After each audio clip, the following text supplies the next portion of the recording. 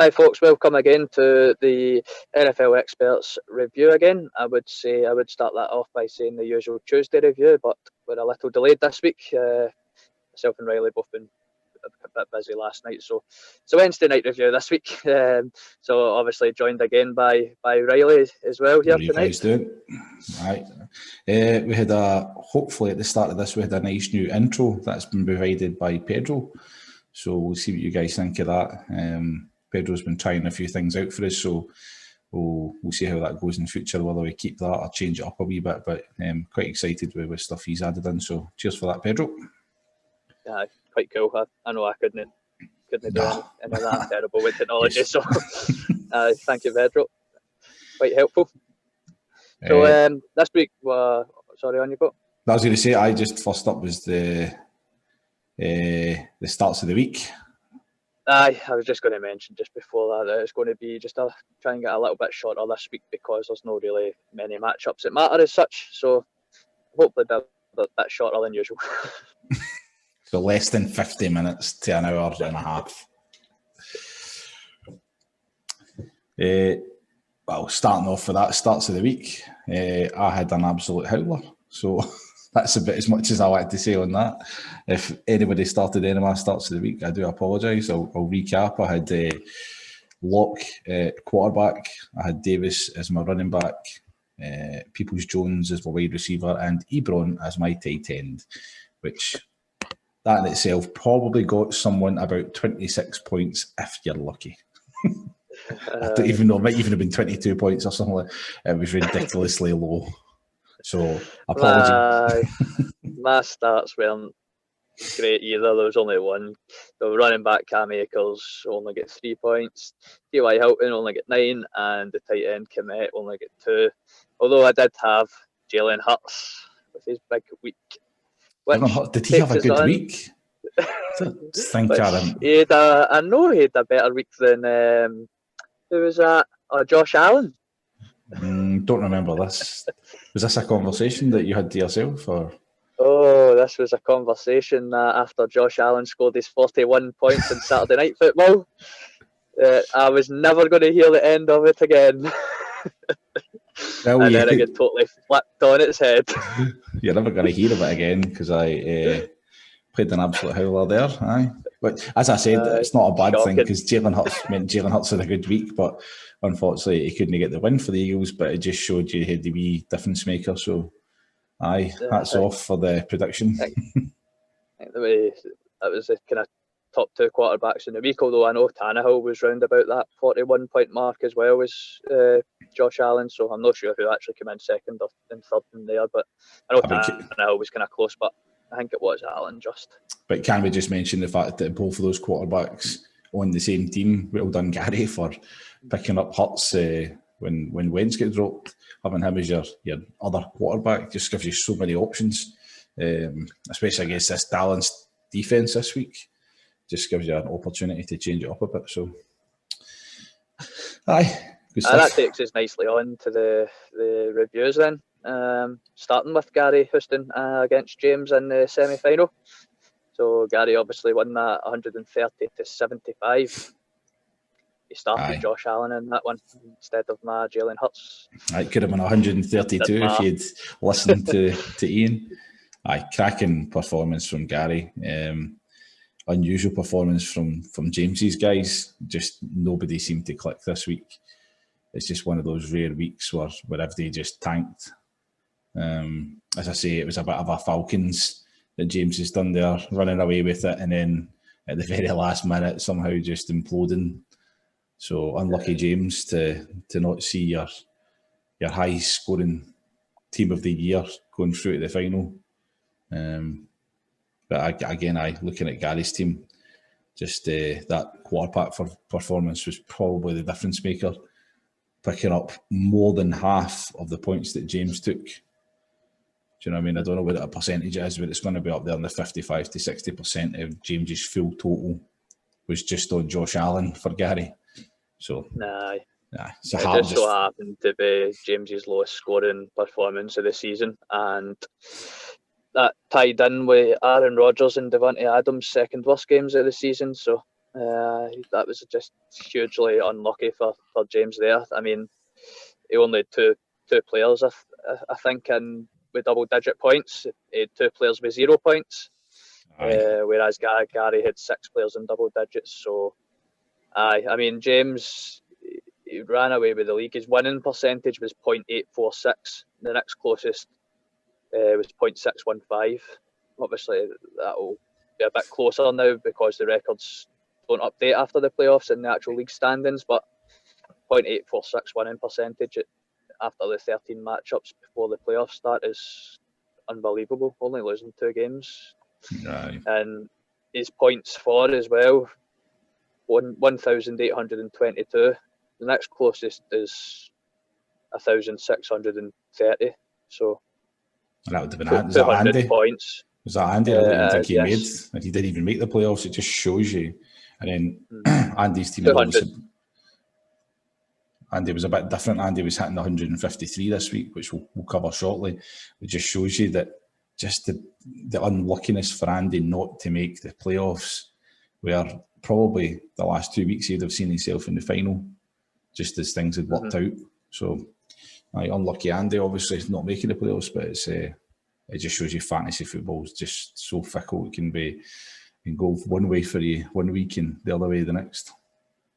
No, James has been flying all season and then gets let down when it matters. So very unlucky to James, but huge congratulations to Gary Houston as well and making the Superbowl. Third year in a row or something, isn't it? Aye, third year in a row. Let's see if he can break it. Or is he going to do an Andy Murray? Is he going to have to wait to his 5th Grand Slam before he finally gets over the finish line?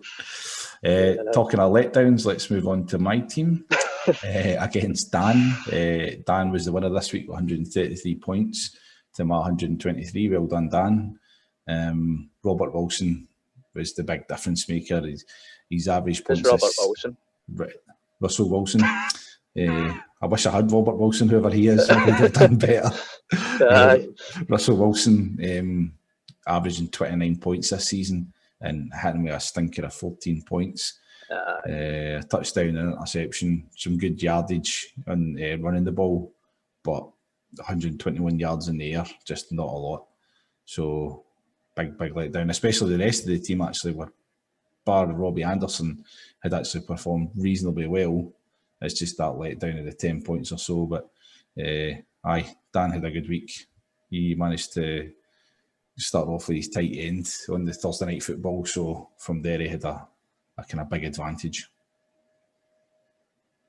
Obviously we touched on the Darren Waller when we done the preview for this game, and that ultimately was that, along with Russell Wilson with 14 points, was ultimately the difference in this game. I think you were left needing Chubb to get 2 touchdowns and at least in that game, which was always going to be a big ask. So I mean, Waller's been excellent in especially the last few weeks. It feels like we've talked about him every Tuesday and Friday. We've been on this, so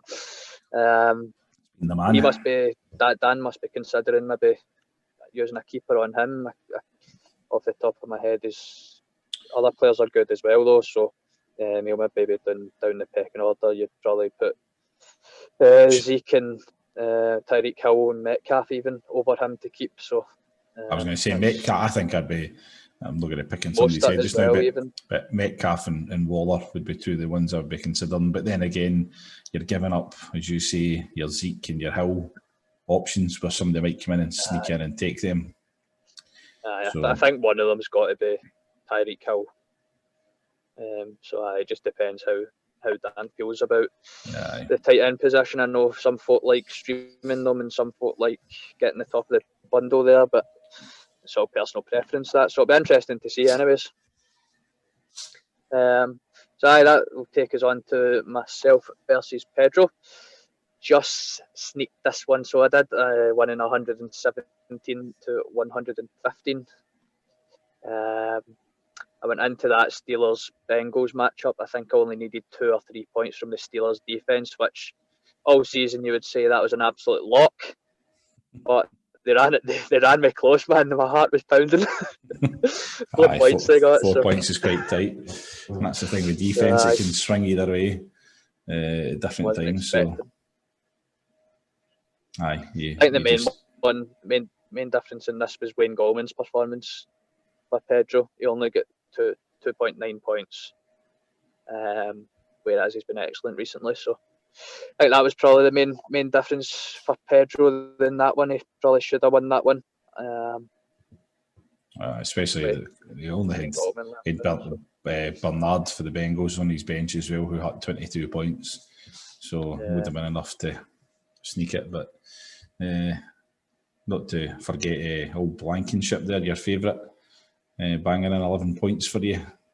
Aye. Like Goggles himself. Can't forget your kicker, mate. Ayuk as well, hitting with 18 points for yourself, but Taylor as well. Taylor had another good game, 17. And even Lamar Jackson, not to forget, he had 4 total touchdowns, which still another good week for him.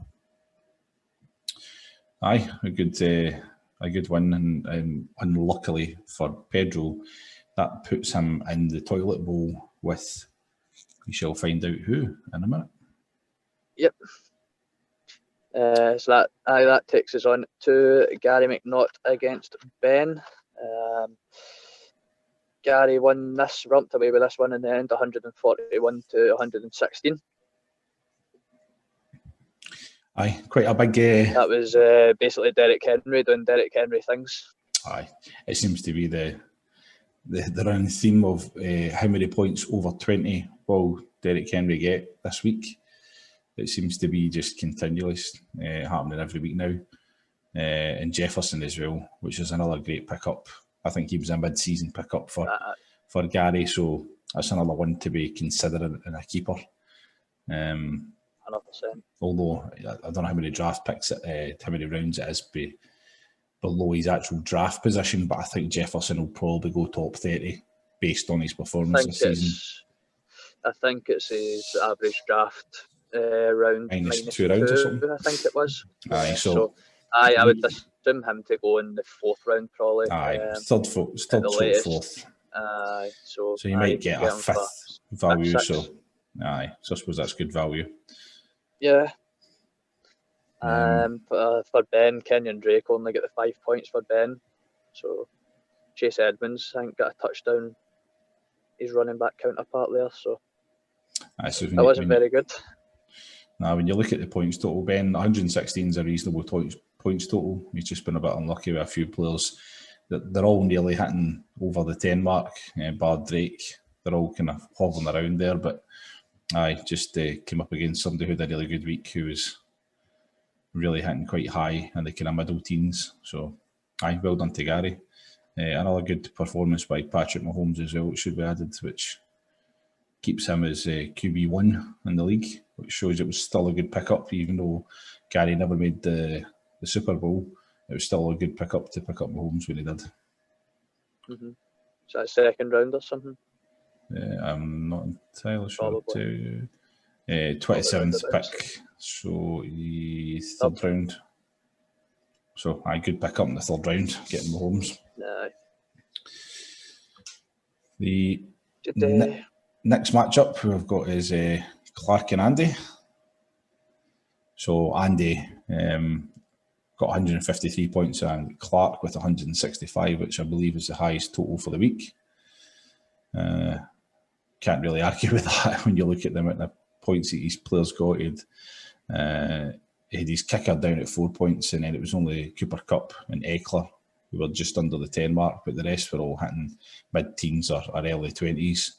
And then Kyler Murray, another quarterback, who had a fantastic week with 4 total touchdowns and 39 points. Cracking start. So, well done, Clark. Unlucky again.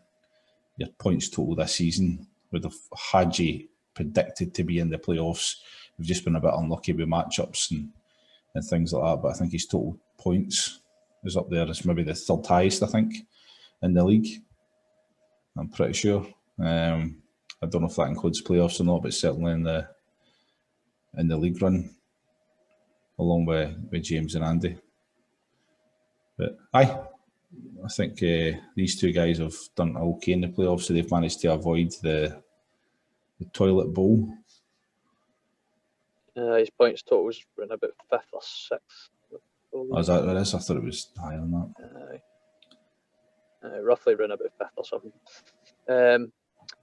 So obviously that was the highest scoring 2 teams of the week, and they still lost it. So, I mean, there was 7 players in that matchup as a total from both teams that scored at least 20 points, which is quite unbelievable.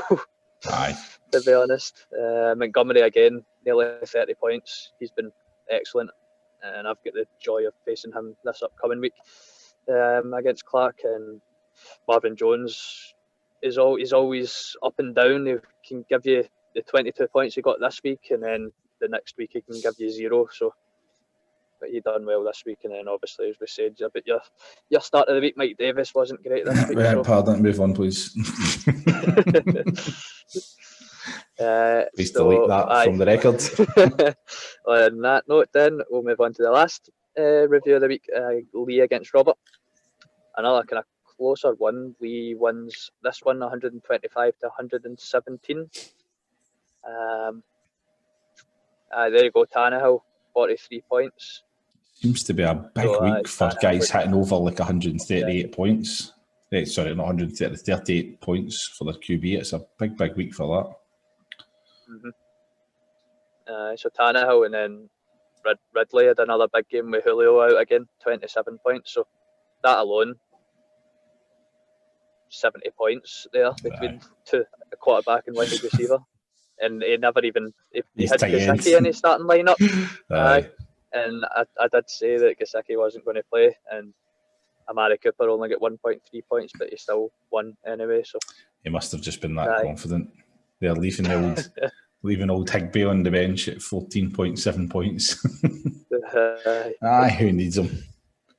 So Robert's 117 points unfortunately meant that Robert will be facing Pedro in the toilet bowl. Yep. So we'll see how that one finishes up next week. Interesting.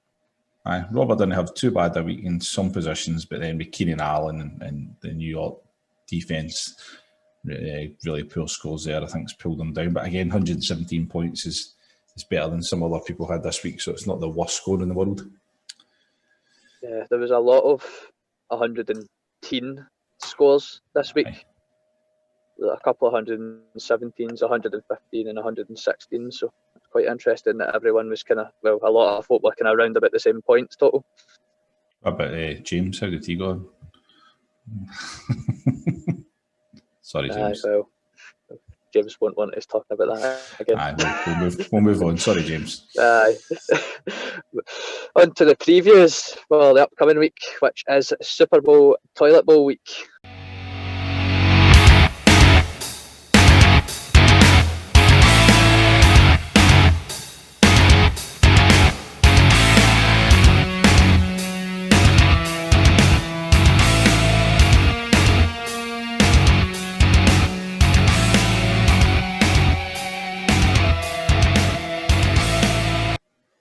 Obviously touched on earlier, Super Bowl containing Gary Houston against Dan.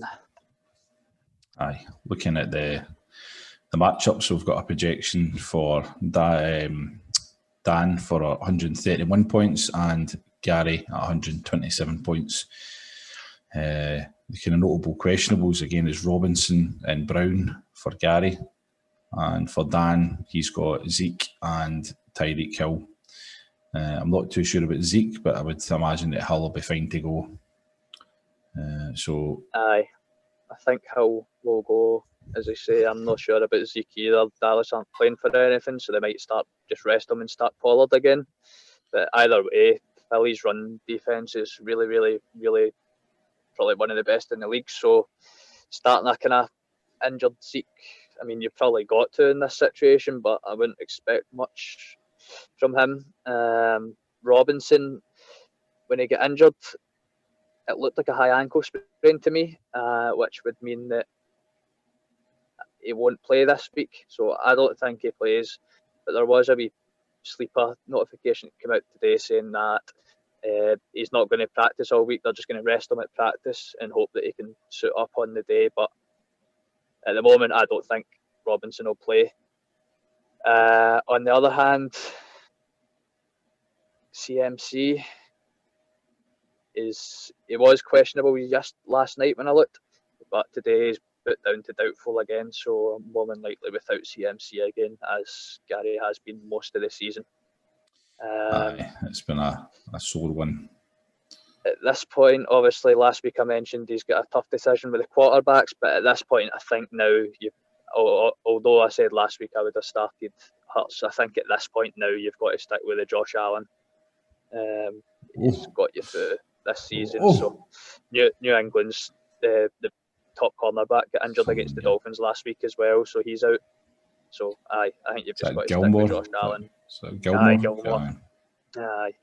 So he's out. So I think you've got to stick with the known commodity, Josh Allen, this week again. But Gary has to be careful because Deshaun Jackson might be getting activated this week. He's got him in his IR.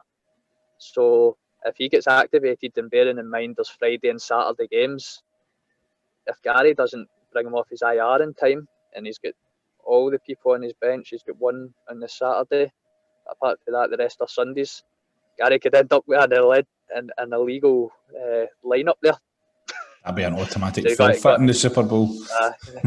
So he's got to keep a wee close eye on that, especially, as I say, with the Friday and Saturday games. You maybe get caught out with that, but Gary's glued up, so I wouldn't imagine he'll probably end up just. If it was me, I would just drop D Jackson. I'm not going to use him in the Super Bowl anyway, so just drop him and be safe. So you've been warned.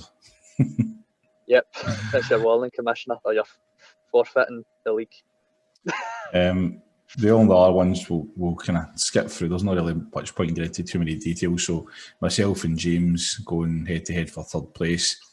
Fairly similar projection, 125 to 123. Again, no point really getting into much details. It is just a formality just to get the third place. The only really our big matchup we'd really be concerned about would be in the toilet bowl.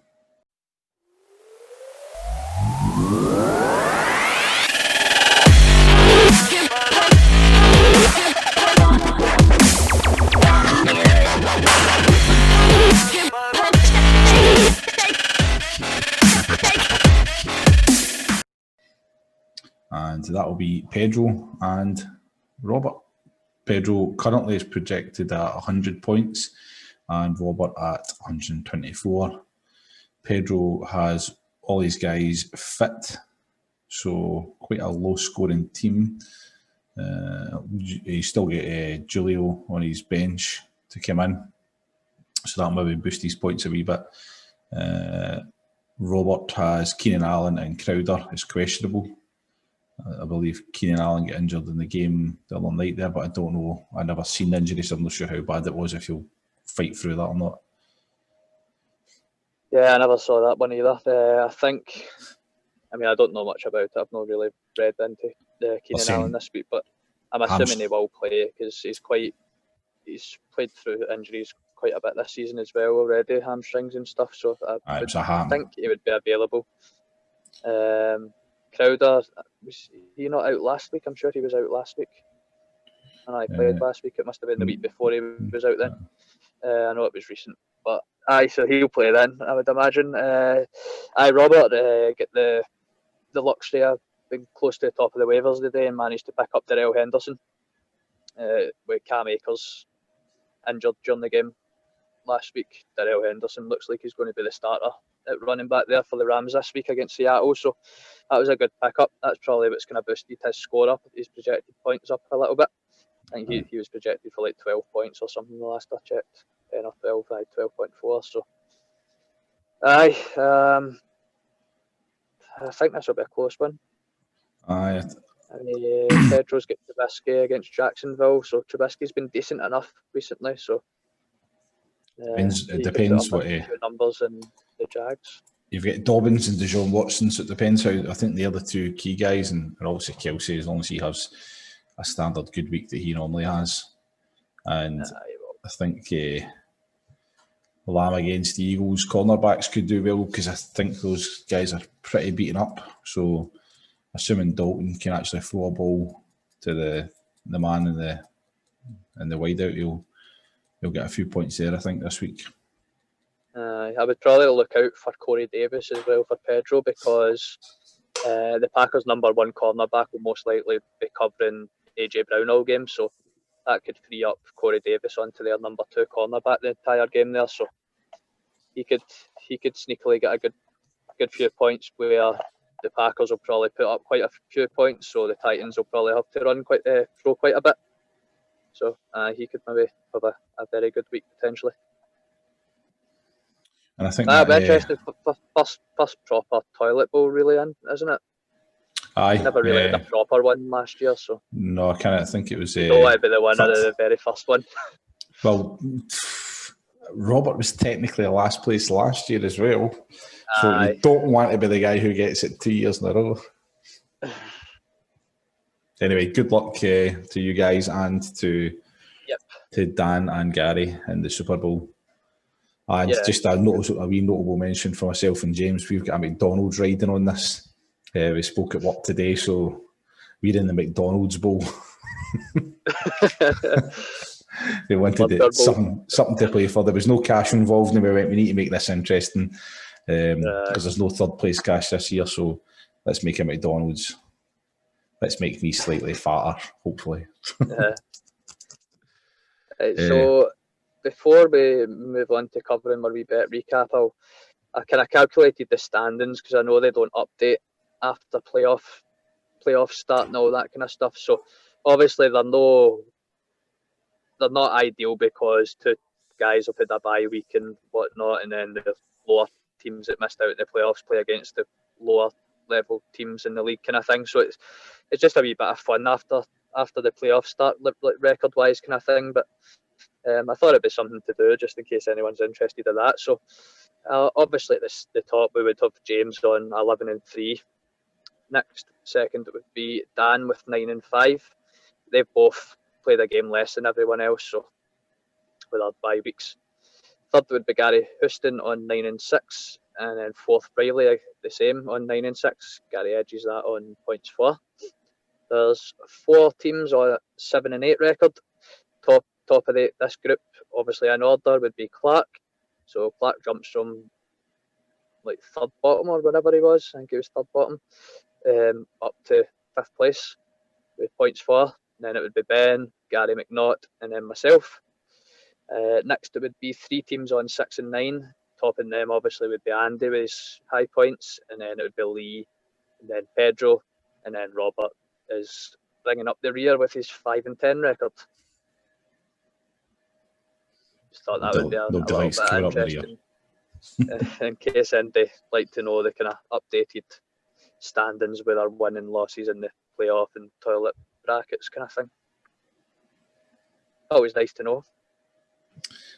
Aye, 9-6. I'll take that with the playoffs. Obviously, we have a game left each anyway, so could get to double figures. So lastly, basically our bet recap. So Reilly does not have his in front of him, but luckily I was prepared and wrote everything down last night. Well, you say that I did find the text message, so I just don't have my laptop bag home with me, so slightly less prepared. I do not have the results, so I have my predictions, but you can tell me the results. I never wrote the team results or nothing. I just wrote this week what we'd got right and this week instead of the team scores and all that kind of stuff, just to keep it shorter. So starting with the Broncos-Bills, first game of the week, we both got the Bills -5 and the over on that one. Both correct in both of them. The Packers and Panthers, Reilly got both, the Packers -8 and the under 51.5. I just got the Packers -8. Falcons and Bucks, will move on swiftly from that one. We both get nothing. The Ravens and Jags, we both got both in that, so we both had the Ravens -13 and the over 47.5. Cowboys 49ers, I get zilch. Reilly got both Cowboys -3 and over 45. Woohoo. Colts beat Texans, we both get the Texans +7.5 just. The Colts won by 7. Yep. but we both went for the over, which was the under. So that was a wee win for that. Yep. Lock of the week, the Dolphins versus the Pats. We both took the Dolphins, and the lock of the week, which was the under. So we both got both of them correct. Vikings and Bears. This one's where Reilly got none, and I got the Bears -3. I'm vowing never to take the Vikings again. That's twice I've had it right in the Bears. One when they were underdogs and one at favourites. So might just predict them the rest of the way. Mitch Trubisky for the win. Next we have the Titans v Lions, and so obviously I think I had the same as you written down, but I then said if Stafford plays, I would have took the over. So obviously Stafford did play, so I'm counting that as I'd taken the over. I do remember you saying that, so I'll give you that one. So I got both because I took the Titans -11 and hit the over. So because Stafford played, I got the over, and you got the Titans -11.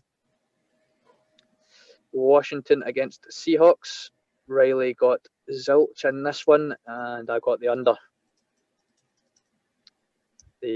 I should have wrote down the under and over, but oh well, shorter and sweeter. It's a short and sweet this one. The Cardinals and Eagles, we both got the over correct. The over for that one I've got written down at 49.5. That was nowhere even near that anyway. That was about 70 or something, wasn't it? So next, the shock of the week, where the Jets actually won their first game of the season and probably put themselves out the running for the top quarterback in the draft. Hopefully, fingers crossed. We both got the under correct, but we both had the Rams on the spread, so that was garbage and unsuspecting. The Saints and Chiefs, Reilly got both of that correct, and I got the Chiefs because I took the under, but that hit the over. The Giants against the Browns, we both got the Browns, but I hit the under, so we both got that wrong because we both took the over. And the Bengals, last the Bengals against the Steelers. Do we get 1 point for that then? We both took the 1 point each. We both took the Browns. And lastly, the Bengals against Steelers, another kind of shock.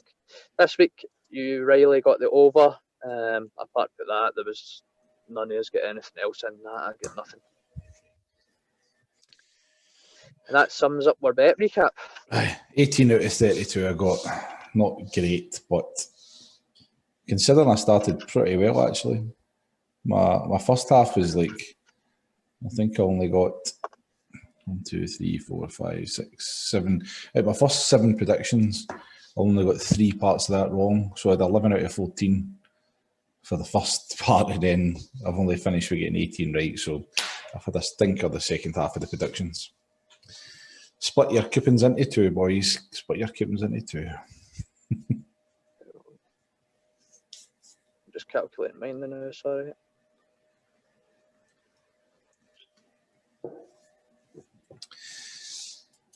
$16. I got. We should have calculated your total for the first week. Nah, I think I've still got it written down somewhere, so I can do that whenever. So the notable things for this week is we have a big selection of games this week because we have Friday, Saturday, Sunday and Monday. Yeah. So all the weekend long. And the basketball starts on Christmas Day. Well, the Heat are playing on Christmas Day. The league's already started, but the Heat are playing, so look out for on Christmas Day. So look out for your next podcast with the Heat and the Sixers. We won't drag them down with that. Yeah. Although I've never done actually just getting off topic, I've never done a draft for basketball. I've never tried it. I done a fantasy league 1 year. I think it was about 3 years ago or something. But it's I don't know. I don't think I know enough about all the other teams. I think that's what I would struggle. It's so hard because obviously there's games. There's like a team will have 4 games a week or something sometimes. So you need to like keep setting your lineup every single day, man, and keep on top of the news and injuries and all that every single. It was hard. I gave up like not even halfway through the season, I think. 16 games is hard enough to pick and stress out about. Never mind having to worry about that many, 80 odd a year or whatever it is. So I think that covers us for this week. So next podcast, it'll be at some point after the week 16 matchups. Not sure when. We'll talk about that behind the scenes whenever we've got time and stuff between now and New Year kind of thing. See when that'll be, but we'll get that out at some point next week, I would imagine. I think I'm off work a few days anyway, so it shouldn't be an issue. But that'll be the next one, and then after that, it'll be obviously the off season. Well, playoffs in the NFL, but nothing fantasy related. So I don't know what we'll do. We'll obviously be doing one here or there during the actual off season as well, but we'll probably do one maybe talking about, I don't know, future of the league or AGM potential things or something like that. I don't know. We'll come up with something anyway, so that it's not just a big massive break until the next season starts, kind of thing. Definitely. Sure we'll think of some things. And I'd just like to say, I don't know how long we've been going here for. That's half an hour or so, 40 minutes. But I'm quite chuffed that we managed to go this full time without you noticing that I changed your name on the Zoom. I don't know if you can read that. So for anyone else, it reads soon to be former champ instead of Iain Fairfield. So the next podcast, I can't, because I won't be champion anymore, will I? So we need to do it before the last games of the week, so I can bring my trophy on last time. That's I put the soon to be Monday night or something. I knew if I'd put former champ, you'd have corrected me. So I thought I'd better put soon to be. Keep you happy. I've just got you on the one screen, so I couldn't see. Didn't notice it. I couldn't see it. Well, still champion for another weekend yet. Soak it up, enjoy it. I'll be sleeping with my trophy for the next few nights. At least you've been champion. I've never had that feeling in this group. So hopefully get back next season. I do have a Super Bowl to look forward to, but not in this league. I did knock you out in that Super Bowl run. We'll see how it goes. That's what I was going to say. We could do another podcast with predictions for other people's keepers. Maybe try something like that. We bit of mind fuckery. Try and convince people. Yes. Yeah. People Jones, keep him, Stephen. Michael Thomas is out there in the waivers. Just saying.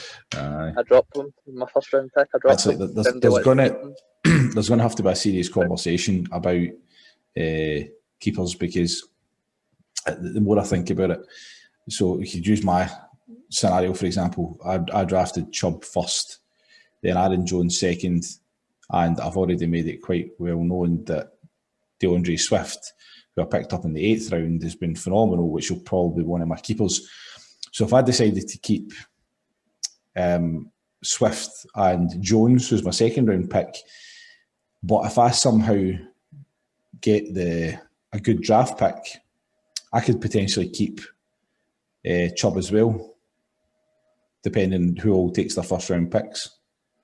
So I'm sort of thinking, personally, we have to decide, do we want to know that up front, or do we want to make the keepers and then decide the draft picks? So it's worth a conversation, because it can work both ways, and it's just to make sure that if they chooses their keepers first, I think that way nobody knows their draft pick, and exactly, and then it becomes potluck again. If somebody is good, if Gary, for talking sake, get McCaffrey, if he knows that he's number one pick, then he takes a second, and he can take second, third, or whatever. I suppose that would only come into play if everyone keeps their first round picks. Because say I'm the only person that doesn't keep my first round pick because I've dropped them now. That's a good kind of scenario. Everybody else keeps their first round pick apart from me.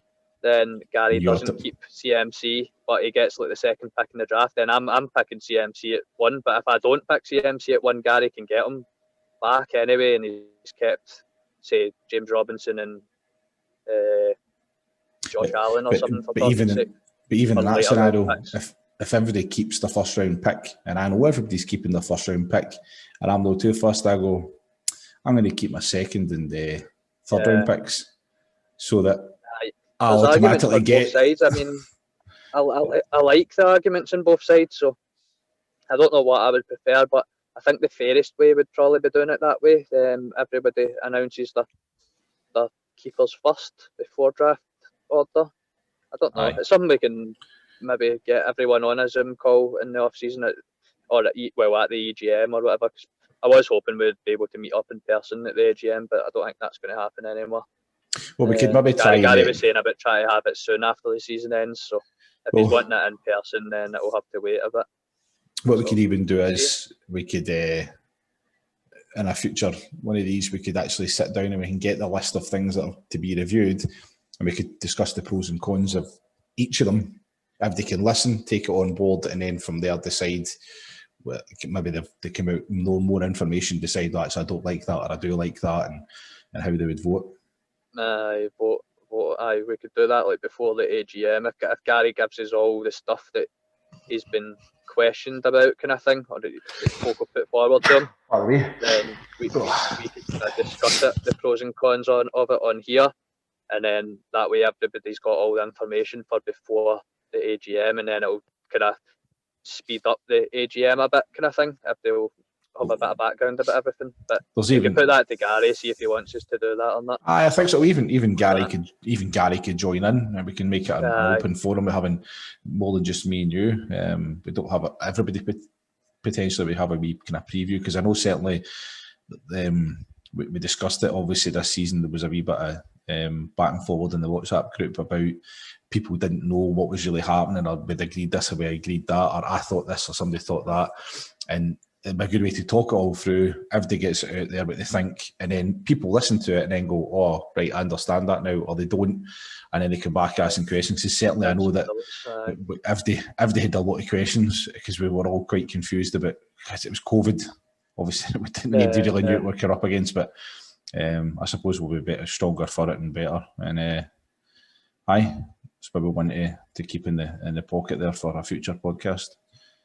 Yep, so definitely. Yeah, cheers again. Cheers again this weekend, and again, best of luck to everybody in the respective matchups.